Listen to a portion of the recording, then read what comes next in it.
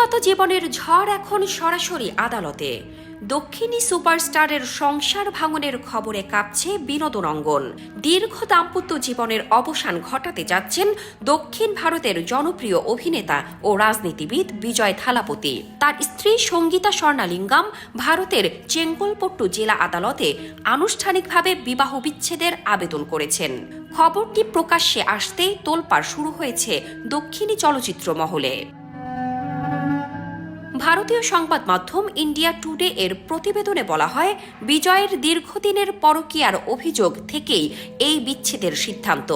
সঙ্গীতার দাবি অনুযায়ী অভিনেত্রী তৃষা কৃষ্ণানের সঙ্গে বিজয়ের ঘনিষ্ঠতায় দাম্পত্য সম্পর্কে ফাটল ধরিয়েছে। তিনি জানান, বিজয় একাধিকবার সম্পর্ক শেষ করার আশ্বাস দিলেও তা বাস্তবায়ন করেননি, বরং নিয়মিত বিদেশ সফর এবং সামাজিক মাধ্যমে একসঙ্গে ছবি প্রকাশের মাধ্যমে সেই সম্পর্ক আরও প্রকাশ্য হয়ে ওঠে।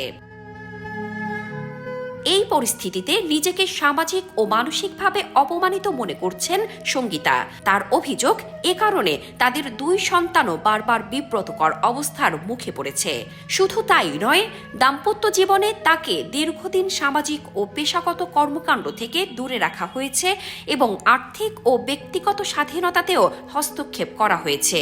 সঙ্গীতা জানান, অনেক কিছু মেনে নিলেও পরকীয়ার বিষয়টি আর সহ্য করা সম্ভব হয়নি। সে কারণেই আদালতের দ্বারস্থ হয়েছেন তিনি। শুক্রবার ২৭ ফেব্রুয়ারি আনুষ্ঠানিকভাবে বিচ্ছেদের আবেদন জমা দেওয়া হয় এবং এর শুনানির দিন ধার্য করা হয়েছে আগামী ২০ এপ্রিল। এই খবরে ভক্তদের প্রতিক্রিয়াও বিভক্ত। কেউ ব্যক্তিগত সিদ্ধান্ত হিসেবে বিষয়টি দেখছেন, আবার কেউ নায়কের ভূমিকায় প্রশ্ন তুলছেন।